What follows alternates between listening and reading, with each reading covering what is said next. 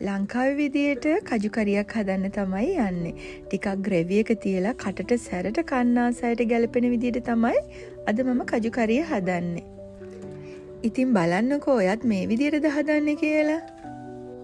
මුලින්ම මෙන්න මේ විදියට කජු ටික හොඳින් හොදලා පිරිසිදු කරගන්න. ඊට පස්සේ මම කජු ටික ඕවර්නයිට් පෙඟෙන්න තියලා තමයි මේ විදියට වතුර තියලා තැම්බෙන්න තිබ්බේ. ඒකටම මම ලුණු තේ හැඳි දෙකක් එක්ක කහ තේ හැඳි කාලක් දාලා මේ විදියට විනාඩි 20ක් විතර කජු ටික හොඳට තැම්බෙන්න තිබ්බා. කජු ටික මම තැම්බෙන්න තිබ්බේ දිය කිරෙන් නෙමෙයි. ඔයාට කැමති නම් දිය කිරෙන් තඹ ගන්නත් පුළුවන්. මම මේ විදියට වතුරෙන් කජු ටික තඹගෙන ඊට පස්සේ කජු ටික හොඳින් තැඹුණායින් පස්සේ තමා මිටි කිරි මේ විදියට එකතු කරගත්තේ. මම මෙතනදී හොඳ උකු පොල් කිරි ටින් එකක් තමයි දාගත්තේ. කජු ටික මෙන්න මේ විදියට මිටි කිරෙන් තඹගෙන කජු කරිය හදාගන්න. ඒක පැත්තකින් තියාගෙන ඊට පස්සේ අපි ටෙම්පරාදුවට අවශ්‍ය කරන දේවල් ටික ලෑස්ති කරගමු.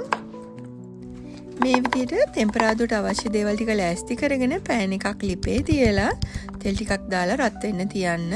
තෙල් ටික හොඳින් රත් වෙනකොට ඒකට උළුවල් තේ හැඳි භාගයක්, සූදුරු තේ හැඳක් එක්කම කුරුඳු පොත්තක්, ඒ වගේම අබෑට තේ හැඳි භාගිකුත් දාලා හොඳින් බැදෙන්න දෙන්න. ඒක හොඳින් බැදෙනකොට ඉනියට කපාගත්තු බීලුණු ගෙඩියක් එක්ක මිරිස් කරල් කීපයක් එක්ක තලාගත්තු ඉඟුරු සුදු ලුණු දාලා මේ විදියට ටෙම්පරාදුව හදාගන්න. මේ විදියට ඔක්කොම හොඳින් ටෙම්පරාදු වෙනකොට මම ටෙම්පරාදුවට කෑලි මිරිස් මේසෙන්දක් එකතු කරගන්නවා.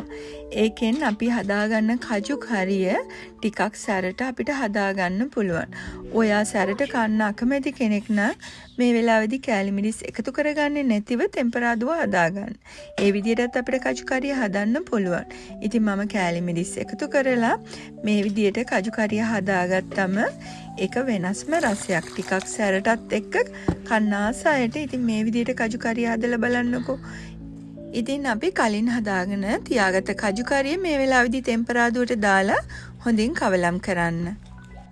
මේ වෙලාවේදී ඔයාලට ලුණු බලලා ලුණු මදි වගේ දැනෙනවා නම් ලුණු ටිකක් දාගන්න.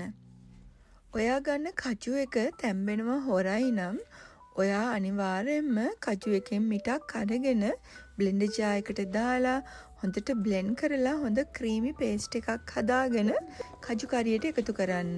එකතු කරලා හොඳින් උයා ගන්න තමයි තියෙන්නේ. හැබැයි ඉතින් මම මගේ කජු ටික ඊයේ රෑ පෙඟෙන්න දාපු නිසා මට ඒ විදියට නම් කරන්න උන්නේ නැහැ. මොකද කජු ටික හොඳට තැම්බුණා. මෙන්න මේ විදියට හදාගත්තම ඇත්තටම මාරම රසයි. ඉතින් දැන් අපේ කජු කරිය අපි උයාගෙන ඉවරයි. දැන් තියෙන්නේ ඉතින් මේකේ රස බලන්න තමයි. ඉතින් ඔයාටත් ෆ්‍රී වෙලාවකදී මේ රෙසිපිය try කරලා බලන්න. අපි ආයෙත් දවසකදී මෙන්න මේ වගේ රසවත් රෙසිපියකින් හම්බ වෙමු. ඔයාලා හැමෝටම ආදරණීය සුබ දවසක්.